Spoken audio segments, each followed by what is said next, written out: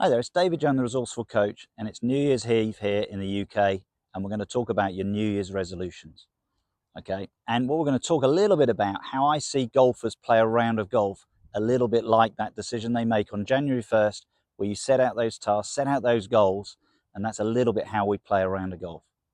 So, what do we do on January the 1st? What are we going to do tomorrow? We're going to sit down, we're going to work out what's a good thing to do. And it may be something to do with your golf, it might be something to do with your work, it may be something to do like me, might look at it and think, how can I lose a little bit of weight? So we set out these goals. And what happens very quickly into the new year, probably some people it might be only a few days, some people a few weeks, they're not quite sticking to that idea, that resolution that they set out.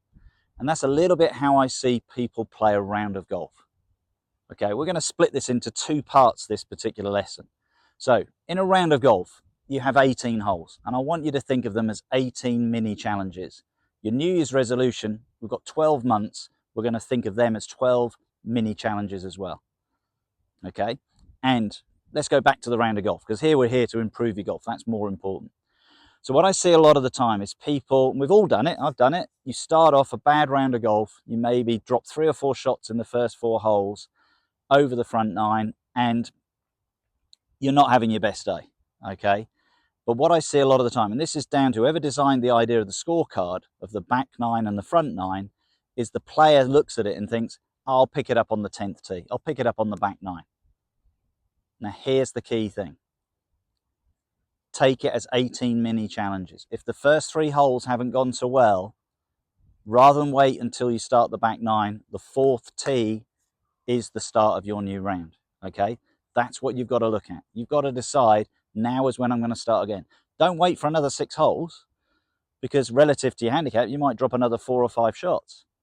But it's amazing how often people do that. They shoot 6, 7 over their handicap on the front 9, and then on the back 9, they pick it back up and they shoot 3, 4 under, and the overall round doesn't seem too bad, maybe only 2 or 3 over their handicap, which seems quite good considering how badly they started. Here's the opportunity. Look at it as 18 mini challenges.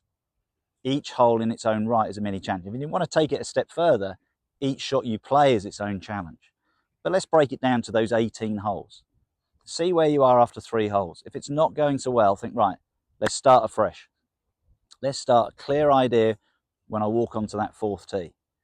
And if it doesn't quite happen, then don't wait until the 10th. If it suddenly feels like, well, it's the 6th tee, I pick it up.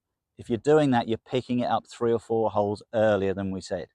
And that could be the difference between you winning the match against your playing partners. I mean, you think about it, how often might you play a game where you play for, I don't know, £5 on the front 9, £5 on the back 9, and £5 on the match. And you lose the front 9, 3 and 2, but rather than win those last 2 holes to help with the match result, you sort of give up on that front 9, you lose the next 2, you're 5 down, you win the back 9, but you lose the overall match. But if you've maybe picked up one of those holes 8 and 9, you might have won the overall match. So it's a little bit realizing every hole you play is an opportunity.